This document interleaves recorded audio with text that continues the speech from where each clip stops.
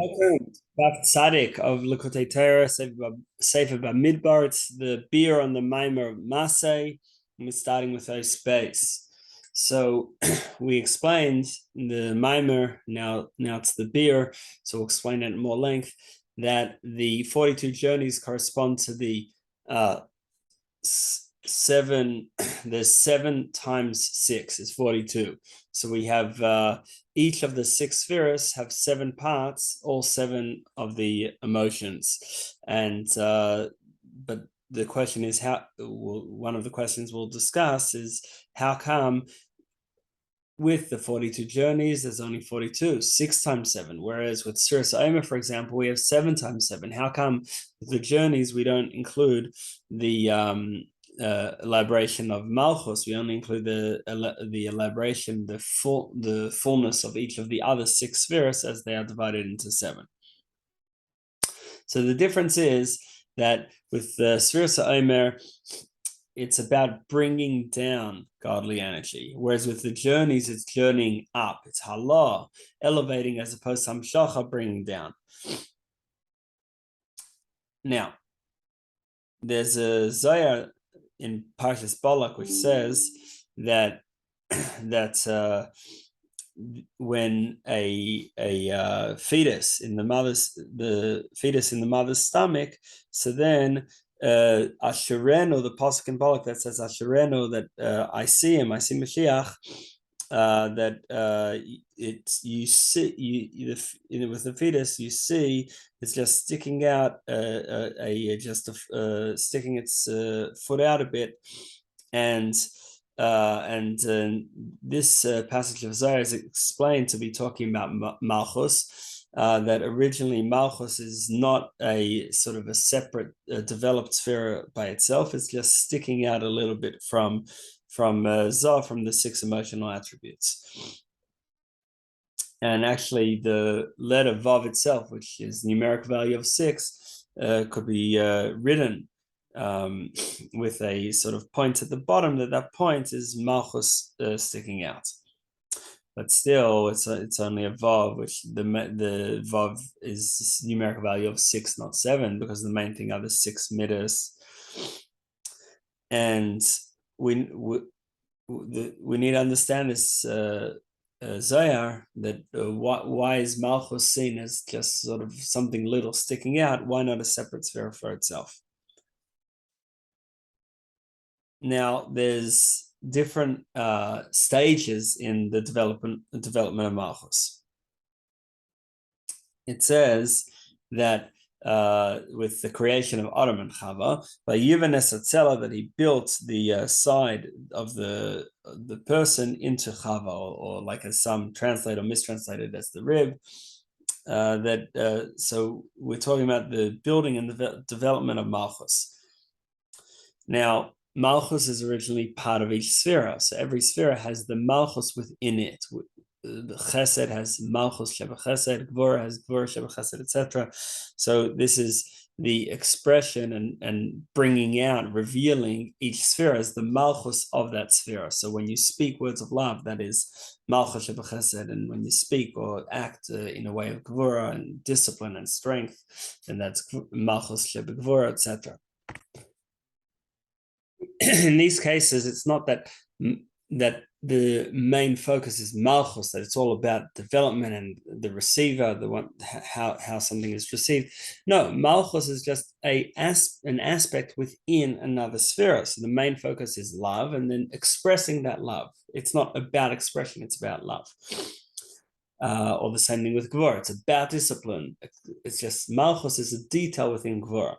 But then when Malchus develops further, then it's something for itself, that the main focus is on the expression. And then it becomes a part of a whole form for itself. This is now at the top of Daf Tzaddik. That ends up with Alma Deskalia, the revealed worlds, where there's a development and for Hashem to energize a state of being where the worlds are sort of more open existence for themselves. Now, this development into a full parts of a full form for itself happens after birth, then we have the full revelation of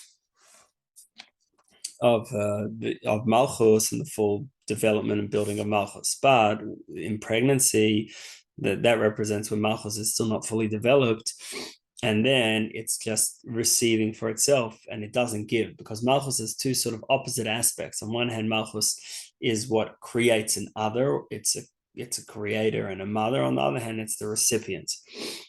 So originally, and this is represented by pregnancy, Malchus is the recipient, whereas afterwards it is the creator.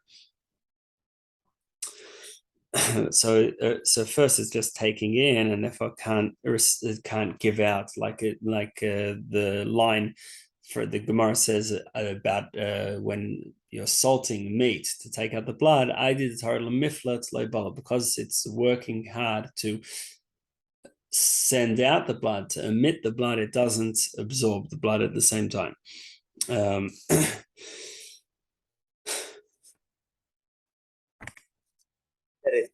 Upward, and it's receiving the idea, and this is hinted in a small vav, that the vav is the numerical value of 6, and it's just focused on the 6 midas.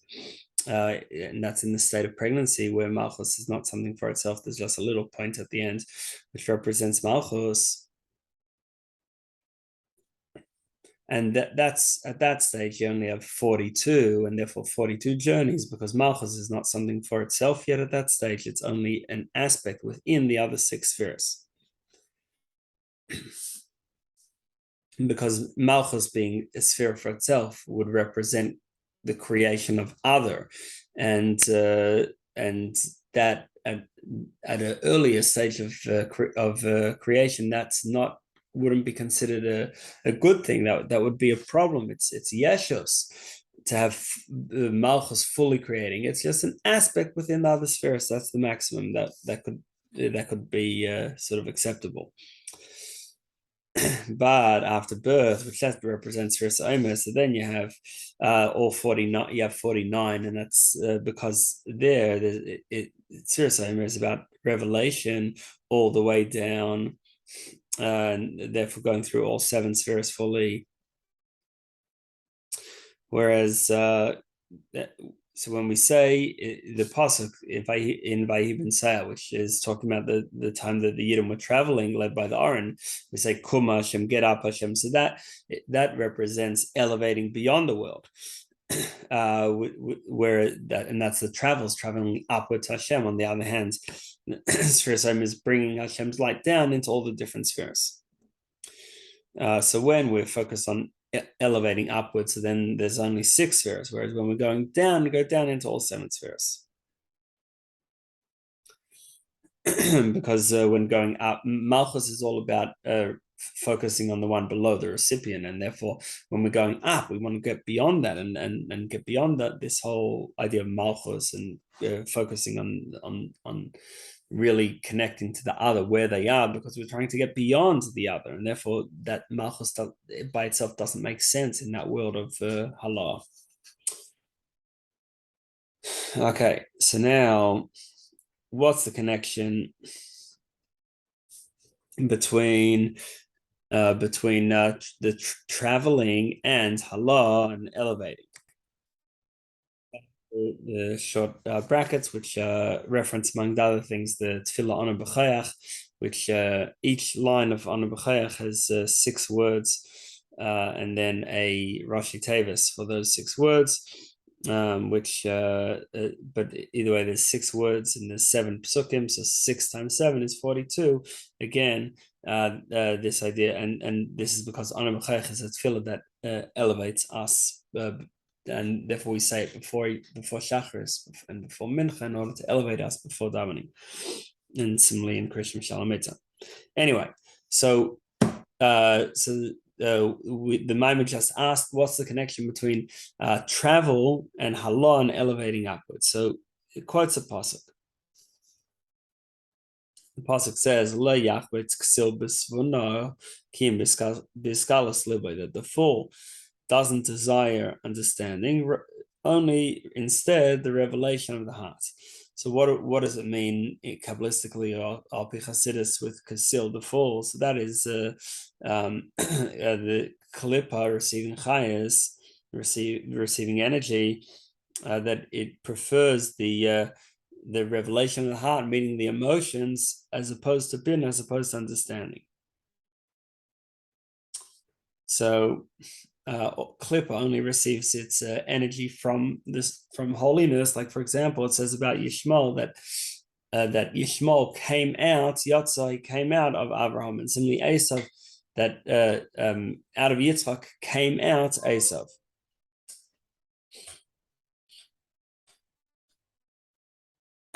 Now, the body, Bina is understanding, so it's the mind or the heart, and then from the chest and down, so that's the emotions. And we said that the full Klippa desires the emotions, meaning it can receive from the emotions more than from Bina, from understanding. And that's because Klippa can receive from where there's a state of ego, of independence, and that is more with emotions. Emotions are about how I feel about something, unlike intellect, which are the facts. The facts is just a state of bittul, because it's unaffected by the individual. It's just, this is the way it is. That's the fact. And therefore, Bina is more a state of bittul, of self-nullification, whereas emotions are more of a state of yesh, a state of focus on independent existence. And therefore, they leave space for Klippa to develop. When the midas, when the emotions are just a detail within the intellect, so then they're called talomas the Leib. They're concealed in the heart, and then it's the yeshus is more minor, it's more controlled. And that is when the idea is so powerful that although, yes, you have an emotion, that the idea brings you to a certain emotion as well, but you don't even notice the emotion, you're totally focused on the idea. Now, the word tvuna, which means understanding, includes the words ben and bas, and that's because ben and bas, son and daughter, represent the emotions which come out of the ideas and the perspectives, but they're still hidden within bina. And therefore, Klippa can't yet receive energy from that, because it's not a separate yesh, a separate existence. Now, another advantage of Bina is that Bina is closer to the inner part of the soul, or with Hashem, the original spheres. So Bina is closer to Atik, which is the inner part of Keser, unlimited level of godliness, and therefore, because Bina is more closely connected to the beyond, the unlimited, therefore it's further removed from Yeshua, it's further removed from separate existence. Now, and therefore Bina is actually called dror, free, because it's connected to Atik, to this which is represented by Tainut, by pleasure, which is beyond the regular faculties. It's just the inner sense of the inner soul being expressed, and that's what pleasure really is. Now, on Yom Kippur, Yom Kippur is connected to Bina, and connected to love, and to even beyond the midas, to keser, and therefore the luchos. The first set of luchos were given on Shavuos, but the second set of luchos were given on Yom Kippur. That's when Moshe came down from the mountain for the third time. The second luchos were given b'chashay, in a hidden way. This word chashay represents the inner part of the heart. And that's because Yom Kippur is related to Bina, which is like the inner part of the heart and beyond Yeshus, beyond the sense of ego. Now, the midas, when they are still hidden within Bina, in other words, you're deeply contemplating an idea, and that leads to certain emotions, but before the emotions are noticeable for themselves, they're just within the idea.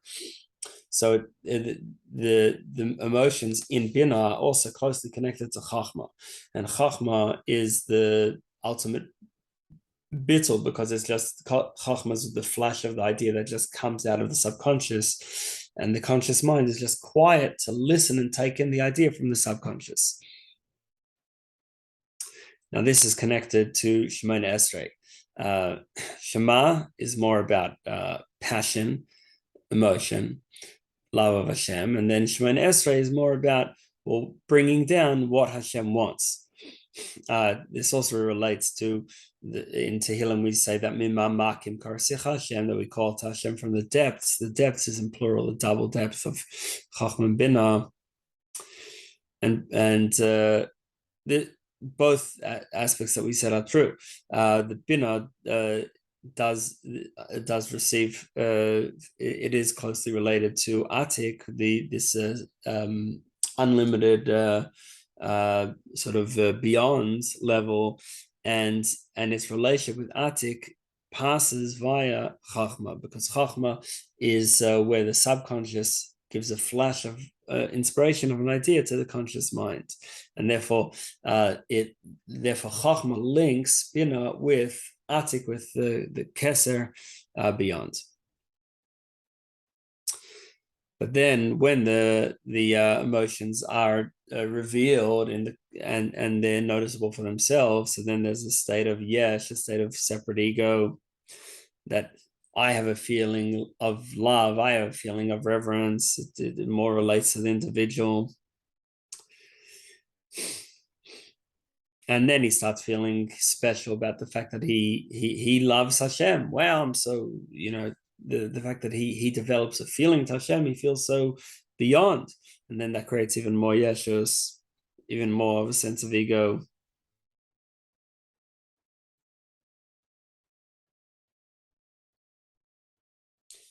So after, so we gave the metaphor earlier of Malchus during pregnancy and after birth. So after birth, then Malchus really can develop for itself, and then Klippa can be energized from the leftovers there. Okay, just skipping the brackets. Now, the purpose of the 42 journeys was to subdue. They were in the desert, which is a place of represents Klippa, and it's to subdue that. Now, so when Klippa is subdued, so then they're no longer able to take energy, to receive energy from the side of holiness. And that's because they're subdued through a lack of ego.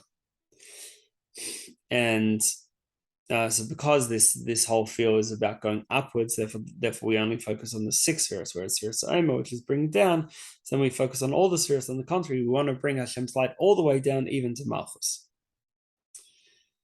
Now, again, there's the brackets. It's called the mother.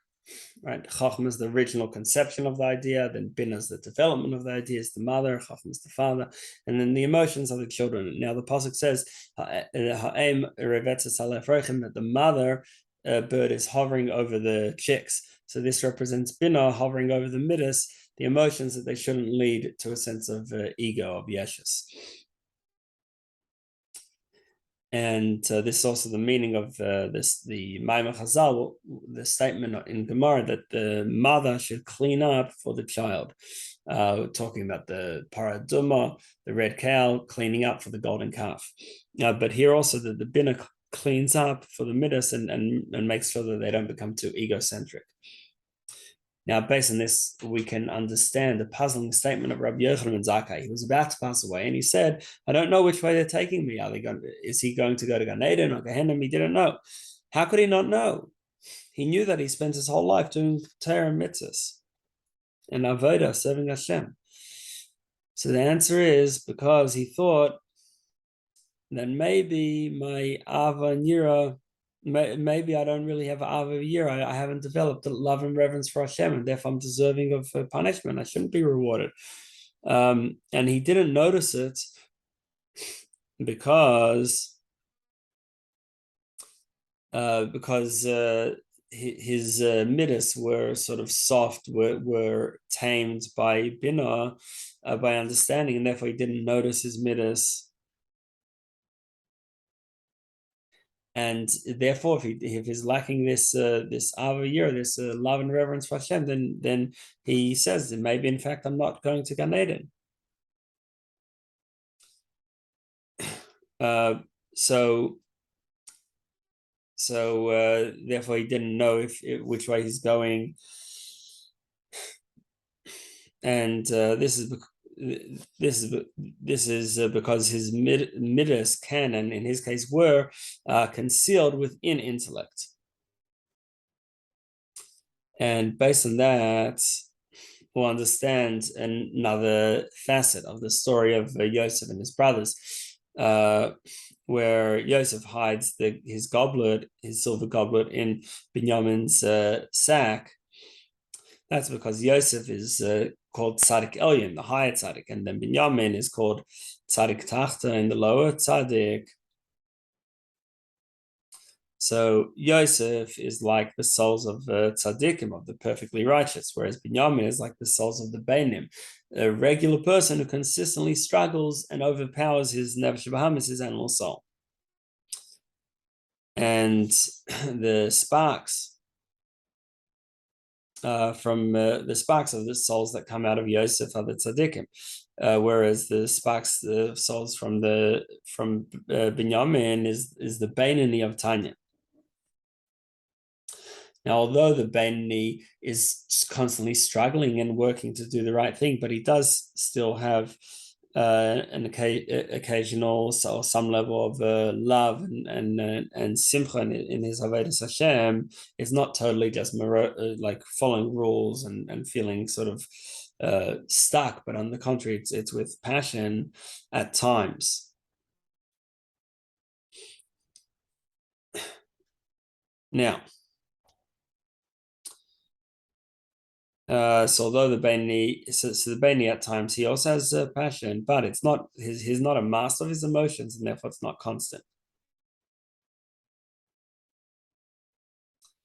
So what was Yosef doing by hiding his goblet with Binyamin? What he wanted. So first of all, it says it was a silver goblet. Kesef, silver, comes from the word nichsafa v'gam kol, so this yearning and this love of Hashem. And Yosef wanted to bring that love to Binyamin, so that even the regular neshamas, the neshamas of Beinonim, they're not necessarily a perfect tzaddik, but still they coming from Binyamin, Yosef is given his goblet, so that those souls too will be able to develop a kesef, a love of Hashem. Now, Yosef specifically hid the goblet. He didn't tell Binyamin it's there, because if the Beinoni becomes very aware of this ava that he has, this love of Hashem that he has, then he'll start feeling that he accomplished something so great, and he'll become a yesh. He'll become a big ego, which is the opposite of the whole point here.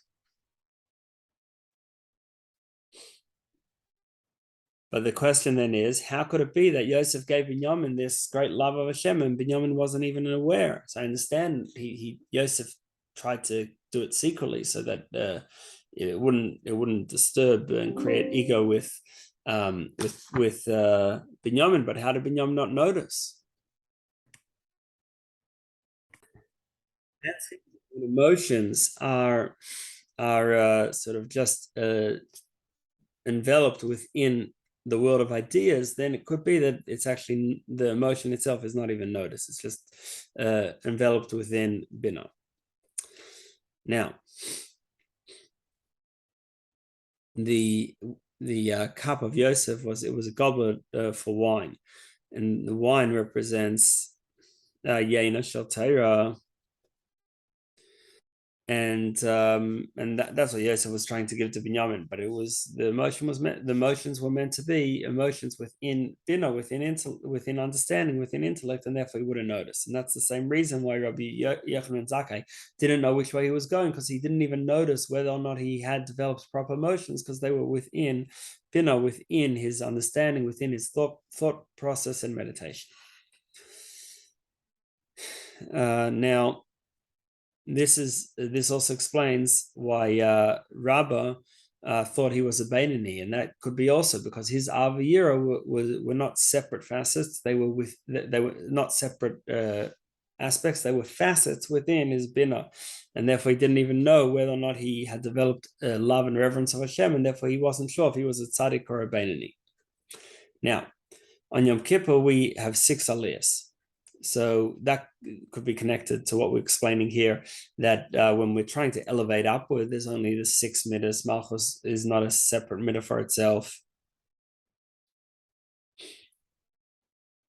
Okay. Now, this takes us more or less to the end of the oath. There is another explanation in Priyetz Chaim of the Arizal that it's not that Malchus isn't counted when we're elevating upward. On the contrary, Malchus elevates highest, and therefore it elevates even beyond the other emotions, beyond Zah, and that's why it's not counted. That's why there's only 6, not 7. Okay, anyway, Gimel.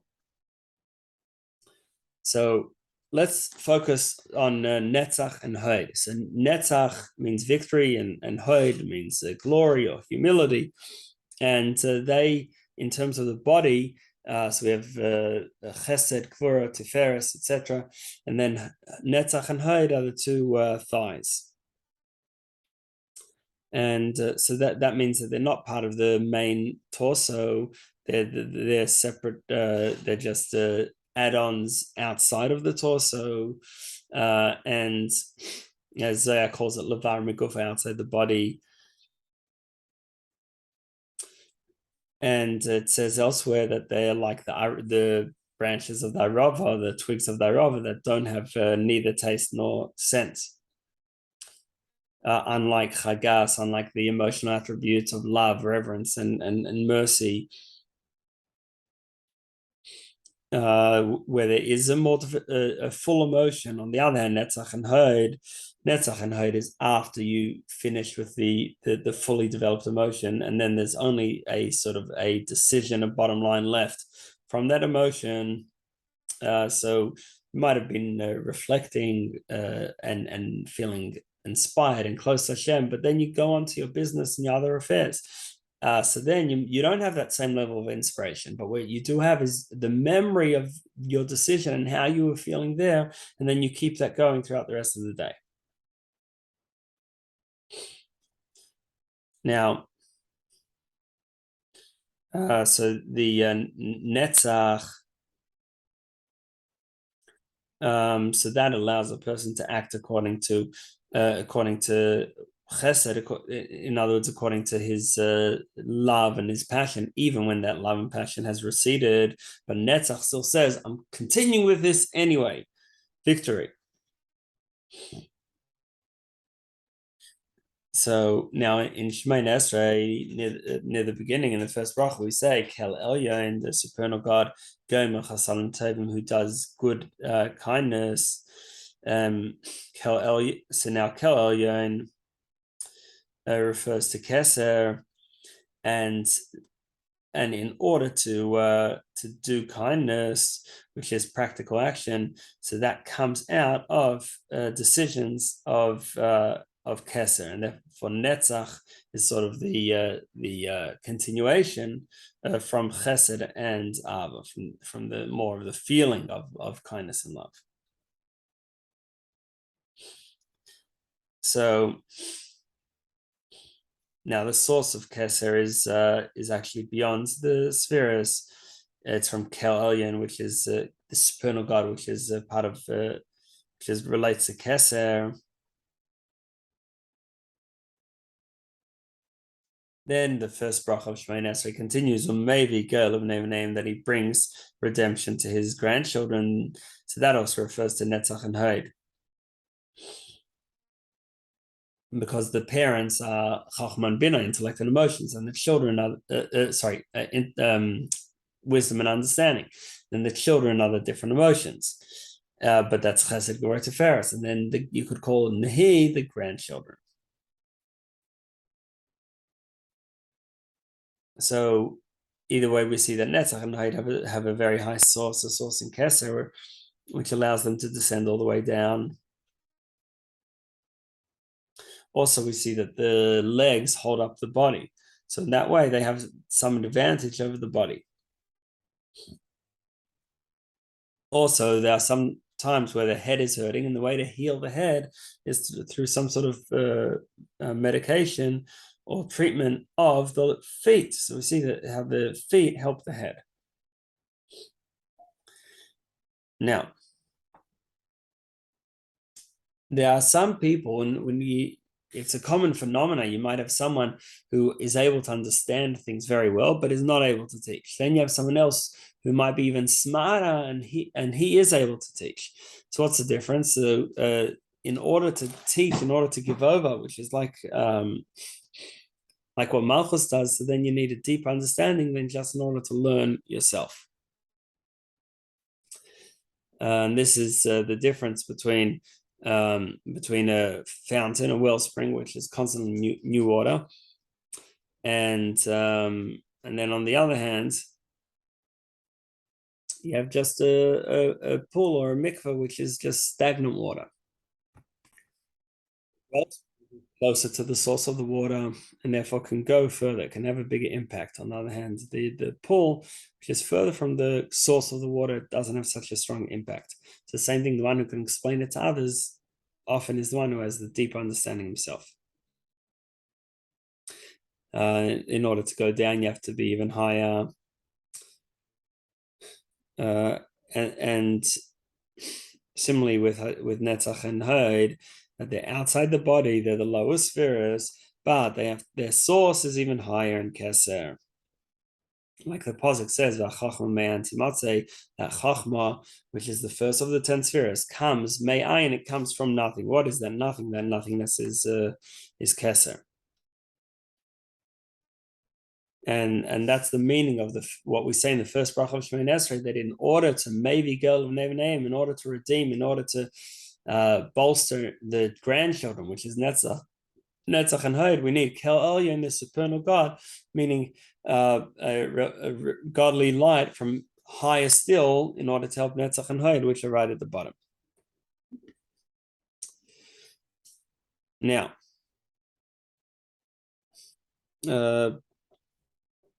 it says in Igeres HaKodesh in Tanya that the thighs on Netzach and Hod, and they hold the legs hold up the head, and the Alter Rebbe connects this with emunah, with faith, and it also connects it with Torah Shabbat, with learning Torah Shabbat. Now,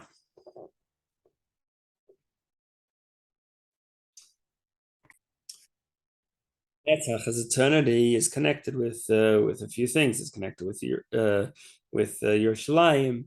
So also Hashem is called Netzach Yisrael, the eternal one of Israel. And Hashem never changes. Netzach is really coming out of Chesed, but without the feeling. So Chesed, which means kindness, inside kindness is love, and that's what's propelling it. Whereas Netzach, the love is already dissipated, or it's become concealed. So what's propelling it is simply the strong commitment. And Hod is outgrowth of Gvura. Now, to explain Hod, we'll explain the difference between bracha, blessing, versus Haidah, admitting, or being appreciative. So when a person develops a feeling of reverence or fear. And it's through, let's say, with Hashem's, he develops Yiras Hashem through an understanding of Hashem's greatness, and therefore he feels reverence before Hashem. So that is with Hasaga, with an understanding, and that's what creates the Yira, creates the reverence. But then we have also Yira without understanding, and that's like Hod and Netzach. And Netzach is the strength that Kabbalah saw no matter what, even if I don't feel like it.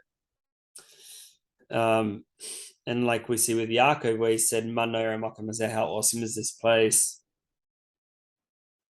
And this means that he was trying to bring upon himself this feeling of reverence, even though he didn't really have that feeling. And this is through Netzach and Hod, good to hold us strong even when we're not really feeling up to it. So in terms of Yira, so Yira is connected to Kabbalah, so accepting the yoke of Hashem as king. So what happens sometimes is that when someone is appointed as king, so then there becomes a Yira for him. Then once is appointed to the position, then people feel reverence before him. But when it's before he's been appointed as king, there's been a decision, but he hasn't actually yet become the king. So then the year will be less.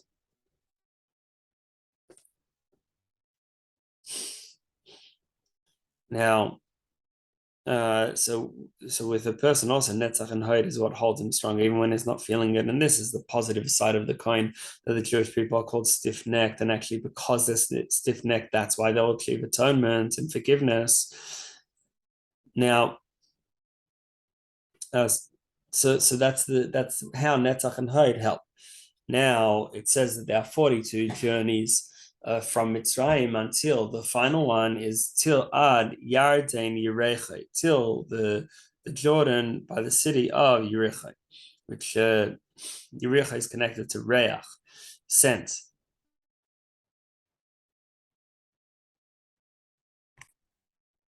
The point is that there's the higher midas, the higher emotions, which have an actual full emotion, and then the low ones, which just have the residue, but that residue remains strong, either in a way of netzach, strength, or in a way of hod, humility, but either way, nothing will stop it. And this is the difference also between blessing, the bracha, which is bringing down revelation, full power, full passion, versus hodah, admitting, which is just soft, but this is the way it is, even though I don't feel it, but this is the way it is, and that's it. Now, the final one of the 42 journeys is till Yarden Yericho, Jericho.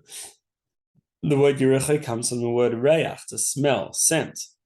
Now, there's a difference between the sense of smell and the other senses.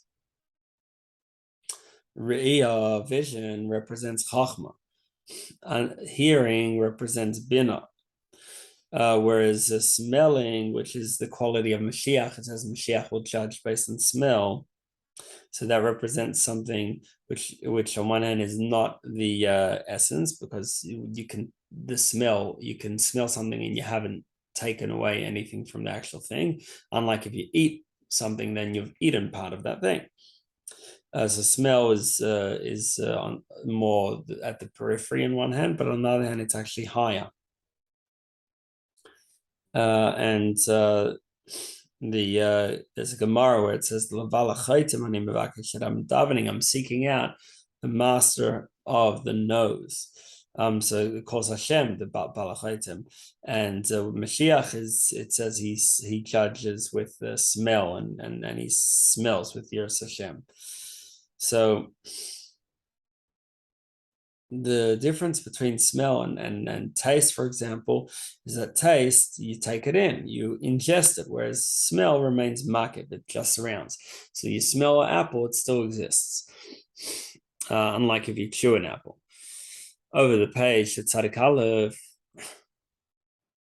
So when it says that tzaddikim, that in Olam Haba tzaddikim yoshvim v'nenim shchina, that tzaddikim sit and they benefit, they have pleasure from the shchina, that's talking about taking it in b'pnimius, where they internalize and understand, and they have pleasure from the understanding of Torah and Hashem. But that Torah is the level of pnimis, because it's understood and therefore internalized, whereas the mitzvahs come from keser, the crown beyond chokhmah, which is connected to ratzah and desire. And there, it's not internalized; it's more from a distance.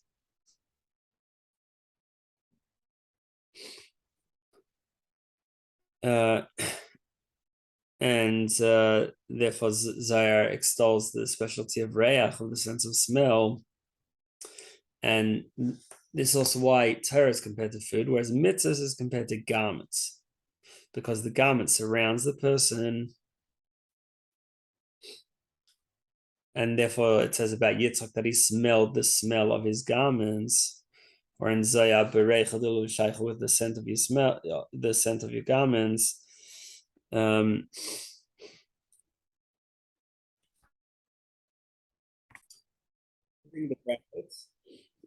now Yericha is called Ir Atzmarim, the city of the date palms.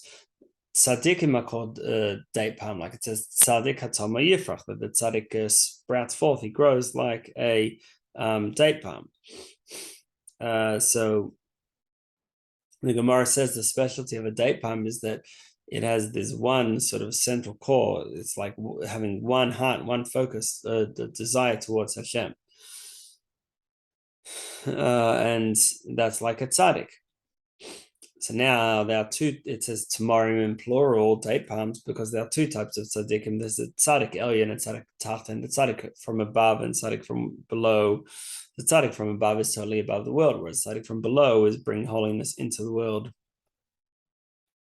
That's also the meaning of the conversation between Yaakov and his children before he passed away. They said, Shema Yisrael, Hashem Elokeinu, Hashem Echad, that they said, listen, our Father Yisrael, Hashem is our God, Hashem is one, meaning that even though our souls are not as high as yours, your neshama comes from Atzilus, it's totally beyond worlds, whereas our neshama comes from the low worlds of Biyah, but still, we still sense the same Hashem Echad like you. So, that's saying that the tzaddik tacht and the lower tzaddik, which is like the shvatim, have the same basic perspective as the higher tzaddik.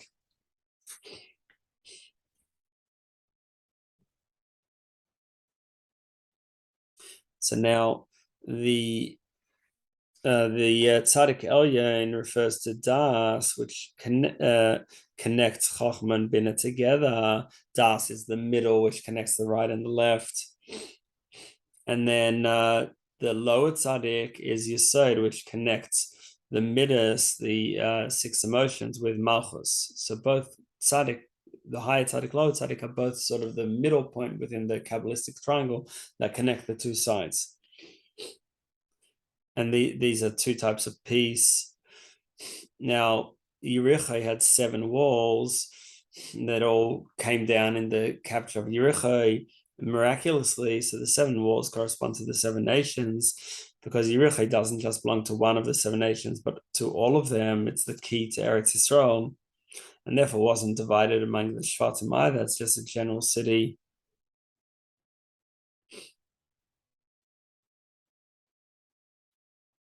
Now, the main idea of a tzaddik is someone who's fulfilling the mitzvahs. The mitzvahs are connected to reach, the sense of smell, unlike like Torah we said, which is connected to taste and food. And in terms of spheres, Yericho relates to bina.